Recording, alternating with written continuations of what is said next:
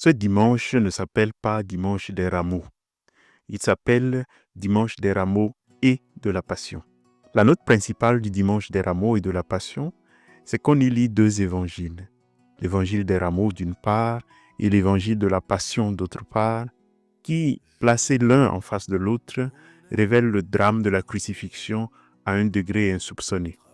Ce qui y apparaît, c'est que Jésus, avant même que de tomber dans les mains des autorités, tombe avant tout dans les mains d'une foule. Les autorités sont toujours et partout impuissantes sans les foules, sans une foule complice ou silencieuse indifférente. Ce que les deux évangiles du dimanche des rameaux et de la Passion nous permettent de voir très nettement, en tout premier lieu, c'est le comportement bipolaire de la foule.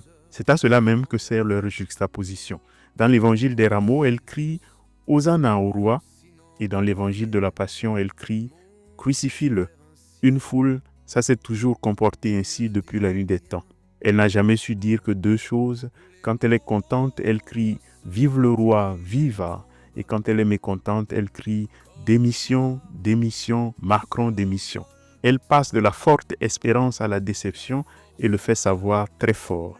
Elle est versatile. Elle peut brûler ce qu'elle a adoré, elle peut adorer ce qu'elle a méprisé. C'est ce qui arrive à Jésus. La même foule qui crie Hosanna au fils de David, c'est la même foule qui, quelques heures plus tard, devant Pilate, criera « Crucifie-le, crucifie-le ». Les deux évangiles des rameaux et de la Passion nous montrent donc Jésus succombant avant tout à la foule. En rétrospective, on peut comprendre pourquoi Jésus, tout au long de son ministère, manifesta une prudence, voire même une méfiance vis-à-vis des foules. Il prend souvent un malin plaisir à les disperser. Le plus bel exemple, c'est l'évangile de dimanche dernier, celui dit de la femme adultère. Une foule l'amène à Jésus et crie unanime d'une même voix « Lapidation, lapidation, lapidation ». Une des stratégies de Jésus pour sauver la femme, ce fut précisément de dissoudre la foule, de la disperser. Jésus la disperse en parlant à chacun de façon personnelle. Il ne dit pas « si vous n'avez jamais péché ». Collectivement, une foule a toujours raison. C'est pourquoi, pour ainsi dire, Jésus ne tire pas sur la foule, mais il tire à boulet portant sur chacun dans la foule. Non pas si vous n'avez jamais péché, mais celui d'entre vous qui n'a jamais péché, qu'il jette la première pierre. Vous aurez compris, mon angle d'approche aujourd'hui pour lire la Passion du Christ, selon saint Luc, ça sera la foule. La Passion est d'abord l'œuvre d'une foule, d'une meute, car en plus d'être versatile, une foule permet aux gens de se cacher derrière les autres. Les foules ont ce rôle très rassurant de nous offrir une cachette. On peut s'y fondre, s'y perdre, s'y dérober. Dans une foule, l'individu se dissout. Il n'est plus qu'un écho parmi d'autres, une voix sans visage, qui permet à chacun de se dérober à sa propre responsabilité. Considérez par exemple le reniement de Pierre à cette lumière. Pierre renie aussi parce qu'il voudrait passer incognito. Il voudrait qu'on le laisse se fondre dans l'anonymat, qu'on le laisse tranquille.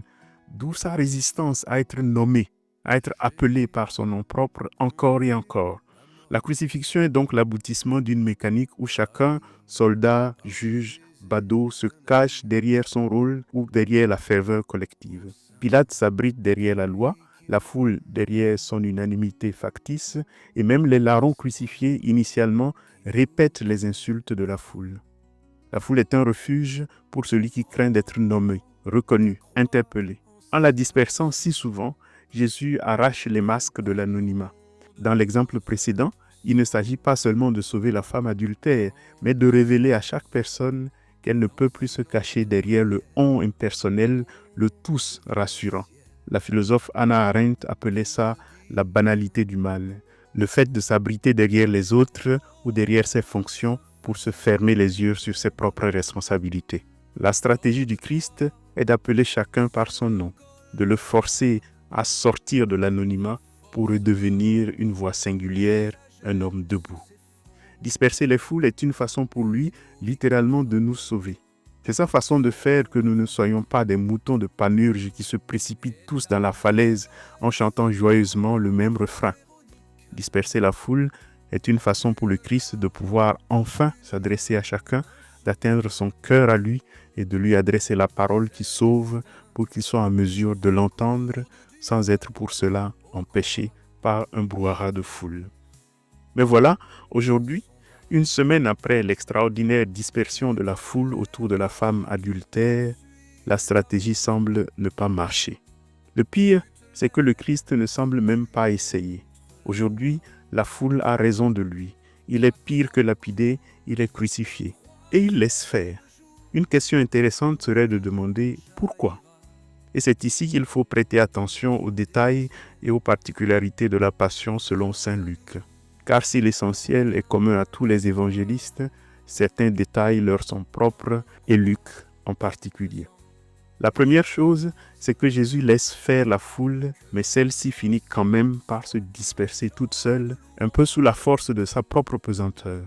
Vers la fin du récit de la Passion selon Luc, il y a ce verset qu'on ne trouve que chez lui. Et toute la foule des gens qui s'étaient rassemblés pour ce spectacle, observant ce qui se passait, s'en retournaient en se frappant la poitrine. Luc 23, verset 48. La foule a donc atteint son objectif, mais sans aucune parole de Jésus, sans aucune résistance de sa part, elle se rend compte d'elle-même que ce qu'elle poursuivait si ardemment était du vide. Les anonymes dans la foule se rendent compte qu'ils ne peuvent rester anonymes toute leur vie. Même le centurion est retourné, il vient de crucifier un juste. Presque dans le même mouvement que le récit de la femme adultère, Luc souligne par le geste de la poitrine frappée le remplacement de la pression de la foule par une prise de conscience individuelle. Chaque personne, en quittant la scène, commence à mesurer l'écart entre ce qu'elle a cru défendre, l'ordre, la justice, la pureté, n'importe quoi, et ce qu'elle a réellement produit, une mort injuste, un innocent sacrifié. Dans la Passion, qui porte tellement bien son nom parce que Jésus y est passif, dans la Passion donc, Jésus n'est plus le maître qui enseigne, mais l'homme qui se laisse ensevelir sous le vacarme des voix contradictoires, révélant à ceux qui l'ont fait exécuter l'absurdité même de leur logique. Et une fois le tumulte dissipé, une fois le calme revenu, une fois le dernier Hosanna et le dernier crucifix-le éteint, Jésus laisse s'abattre sur le monde un silence si lourd que chaque personne, enfin seule face à elle-même, doit décider si elle continue de hurler ou si elle écoutera dans le silence qui suit la tempête la voix qui l'appelle par son nom. Le miracle de la Passion, c'est que ce retournement silencieux où chacun quitte la scène en se frappant la poitrine n'est pas le fruit d'une leçon administrée par Jésus, mais d'un constat intime surgi d'une absurdité devenue visible. La mécanique de la haine s'est consumée elle-même. La crucifixion, en apparence victoire de la foule, devient le reflet de son propre vide. Le monde a tourné tellement sur lui-même qu'il s'est affaissé sous son propre poids et s'abîme sur lui-même. La foule, brûlée par sa propre énergie, s'éteint d'elle-même comme un feu privé d'oxygène. Elle a atteint le fond du fond, le gouffre du gouffre, d'où peut-être un retournement radical peut naître. Avec le dernier soupir de l'homme en croix, s'abat sur le monde un tel silence, un tel vide, un tel non-sens, que s'ouvre un espace où, pour la première fois, chaque homme ne peut plus se cacher derrière l'autre, où le coq qui chante raconte une histoire particulière à chacun, où le regard que Jésus offre à Pierre n'est destiné à nul autre qu'à lui. Voilà la première chose que je note. Mais chacun n'est pas renvoyé à lui-même pour s'enfermer dans le tribunal de sa conscience ou de son cœur. Et c'est le deuxième élément à souligner dans la Passion selon saint Luc.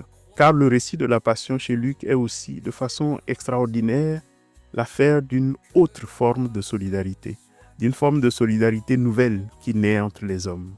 Ce nouveau type de solidarité n'est plus contre quelqu'un, contre la femme adultère ou contre le crucifié, mais autour du crucifié et de tous les autres crucifiés de l'histoire, dont la figure emblématique dans la Passion selon saint Luc est le bon larron. Cette nouvelle solidarité repose non sur ceux qui se cachent dans la foule, mais sur ceux qui osent marcher à contre-courant. Et là encore, à travers des détails propres à Luc. Par exemple, la figure de Simon de Cyrène, évoquée par Luc seul, contraint de porter la croix de Jésus. Simon est contraint de porter la croix, mais cela devient chez Luc un moment de rencontre silencieuse. Simon est la figure concrète du bon samaritain, un autre récit propre à Luc, qui incarne malgré lui une proximité inattendue avec celui que la foule rejette par un geste qui le lie à la souffrance de l'autre. On a déjà parlé de Pierre, mais c'est le lieu de revisiter toute la tendresse avec laquelle Luc nous parle de lui. Dans l'évangile de Luc, au moment où Jésus annonce à Pierre son prochain reniement, il lui dit aussi avoir prié pour lui. Détail que laissent filer les autres évangiles. Mais Jésus a vu en avance la trahison de Pierre, mais en même temps, il a prié pour lui. Comme s'il lui disait, dans une solidarité qui transcende tout jugement, « Pierre, tu vas tomber, mais je suis déjà à terre à tes côtés. » Et après la trahison, détail unique et saisissant, Jésus se retourne et regarde Pierre. Regard de tendresse, source d'une communion qui survivra à l'effondrement des apparences.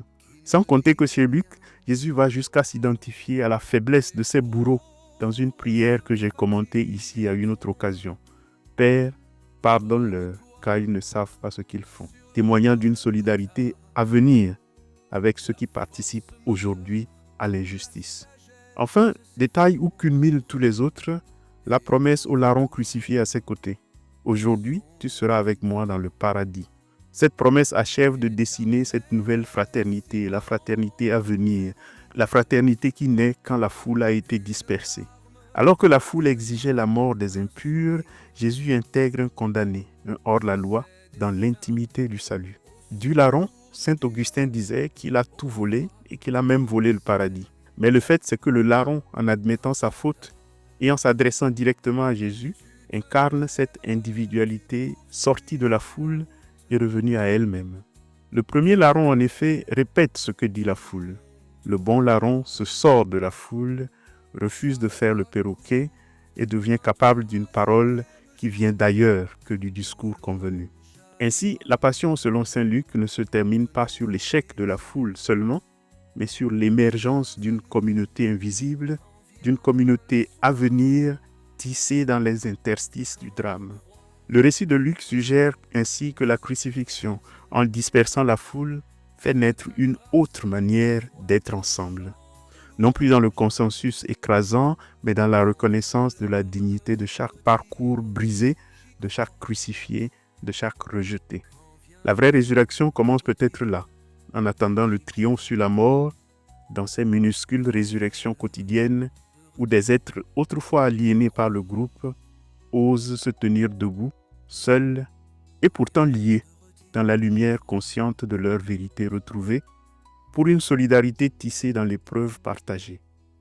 Chez Luc, la passion n'est pas seulement le récit d'un abandon, mais aussi celui de rencontres improbables au milieu même du chaos. Le pape François disait que l'Église est comme un hôpital de campagne, comme un hôpital sur un champ de bataille où des bras branlants s'occupent de gueules cassées. Simon de Cyrène, l'apôtre Pierre, le bon larron, les femmes qui pleurent, le centurion qui confesse la justice de Jésus, chacun à sa manière incarne une lueur de vérité là où régnait le mensonge collectif. Cette solidarité-là ne naît pas d'un enthousiasme facile, mais de la reconnaissance mutuelle que nous avons besoin, non pas de nous sauver à la forme active, mais d'être sauvés. Ce n'est pas une solidarité qui se laisse aller au hosanna facile et au crucifiez-le, mais dont les yeux s'ouvrent après le drame pour reconnaître que personne n'est sauvé tout seul. La foule, en se frappant la poitrine, avait pressenti l'absurdité de sa violence. C'est l'aspect négatif de la passion, si l'on peut dire. Elle détruit le mensonge. L'aspect positif, c'est qu'une communauté nouvelle, une autre façon de faire communauté est en germe au pied même de la croix, dans ces micro-rencontres, ces regards échangés, ces paroles au bord du gouffre.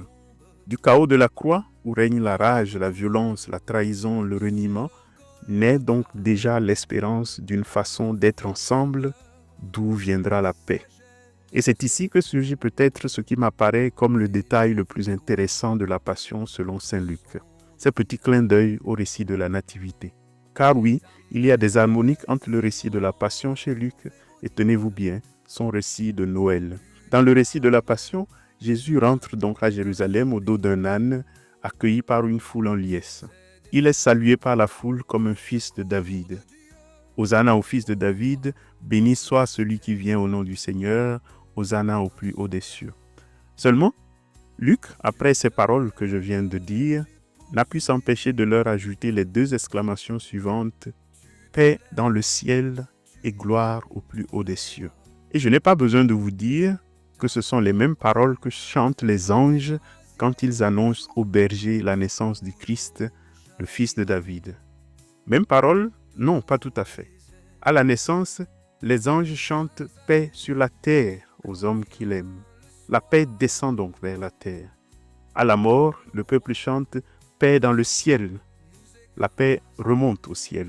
Le lien est bien là, mais le lieu de la paix semble avoir changé. D'où une question qui m'intrigue. La paix venue avec la naissance du fils de David, va-t-elle donc quitter la terre avec sa mort pour repartir au ciel? Gardez ce détail en tête et ajoutez le suivant. Les premiers bénéficiaires de la paix descendue, c'étaient des bergers, des gens de rien. Mais c'est pour eux que les anges se mobilisèrent. À la mort, les cieux s'ouvrent de nouveau, la paix remonte. Mais qui en est le premier bénéficiaire? Un larron. C'est pire que les bergers. Les cieux s'étaient ouverts dans un sens et avaient pour ainsi dire versé la paix sur la terre. Et là, ils vont se rouvrir et se refermer, laissant la terre en mal de paix. Mais dans ce legs sombre que nous présente la Passion, il y a au moins 2 signes d'espoir. Le premier, c'est qu'il nous montre qui ont vraiment bénéficié de ce séjour bref que la paix a fait au milieu des hommes et ceux qui continueront à en bénéficier. Ça a été et ça sera toujours les bergers, les gens de rien, les hachés, les femmes adultères, les enfants prodigues et les larrons. Toutes ces gueules cassées qui peuplent l'évangile de Luc et à qui, dès le début, il annonce un jubilé. Voilà les élus de la paix, ce qu'elle a favorisé durant son séjour sur la terre. Le second signe d'espoir est le suivant. En contemplant tout ce que la paix a fait durant son passage sur terre et en l'imitant, les hommes sont capables de la continuer, de la poursuivre. Et ce faisant, son retour au ciel ne sera pas un regret. C'est même mieux encore. En imitant son amour pour Zachée et les autres femmes adultères, en imitant sa miséricorde pour les Samaritaines et autres enfants prodigues, les hommes donneront à la terre un petit goût de ciel. Le ciel reviendra sur terre si les hommes acceptent de sortir de la foule et de se rendre solidaires des crucifiés devant eux, de se rendre solidaires les uns des autres. Ainsi, le dimanche des Rameaux et de la Passion dévoile un paradoxe fondateur. La foule, dans son vacarme contradictoire, est à la fois le lieu de la trahison et le creuset d'une rédemption inattendue déjà commencée. En laissant la houle collective s'épuiser d'elle-même, Jésus ne subit pas seulement la violence des hommes, il en expose le néant. Et c'est précisément dans cette exposition, dans cette faille, que s'inscrit l'inouï de la Passion chez Luc. La foule se dissout, mais des liens invisibles se tissent. Chaque main tendue, chaque regard de compassion devient une présence discrète de ce royaume invisible dont la paix, absente à nos yeux, fait demeure au milieu de nous. La résurrection ne commencera pas dans un tombeau vide. Elle germe déjà. Elle germe là où un regard, une parole, un pardon transforme l'exclu en prochain et la croix en une promesse. Voici une petite annonce à propos de la Semaine Sainte. Ceux qui me connaissent, qui me lisent ou qui me suivent déjà depuis plusieurs années savent que je n'ai pas l'habitude de prêcher à Pâques. Ce n'est pas avant tout une façon de faire une pause. Je pense qu'un triduum pascal bien vécu ne demande pas trop de paroles à Pâques. Il faut se recueillir au fond de soi la joie véritable d'être sauvé. Je sais que vous aimez et appréciez ce qui se passe sur cette chaîne, mais ce n'est pas une raison pour que je vienne vous envahir jusqu'au cœur du triduum pascal. Je ferai donc le minimum. Lundi, je mettrai en ligne une lecture de la Passion selon Saint Luc, que je n'ai pas ajoutée à la méditation de ce dimanche pour ne pas la rallonger trop en longueur. Et mercredi, je mettrai en ligne une série de petites méditations sur les 3 grands mystères du jeudi saint, du vendredi saint et du samedi saint. Et si l'attente vous paraît longue, vous pourrez toujours profiter des archives sur cette chaîne. En moins d'1 an, elles sont déjà très nombreuses. La playlist des chansons continuera d'ailleurs de tourner pour cette raison-là. Je vous donne rendez-vous donc au 2e dimanche de Pâques. Et d'ici là, passez une très belle semaine sainte, un très bon triduum et à bientôt.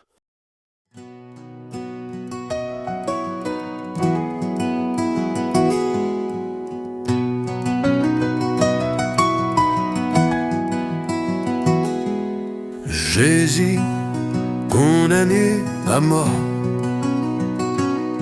trahi par le baiser d'un ami, ô sainte nuit qui voit mourir l'espoir qui nous tenait vivants. Tu prends ta croix en silence, compagnon de nos heures sans vie, quand nos silences, lancinante prière, monte vers un ciel qui ne dit rien. Les pauvres se fatiguent et tombent comme toi sur leur Golgotha. La force meurt, la sagesse s'effondre, et nos victoires sont de vinaigre. Et ta mère est Simon, Véronique, une larme, une main, un soupir. C'est destin au secours de Dieu, aux croix, mystère insondable.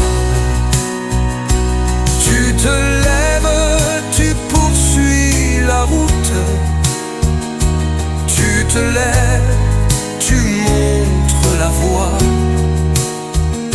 Ta croix couvre un troisième jour où l'eau jaillira de nos déserts.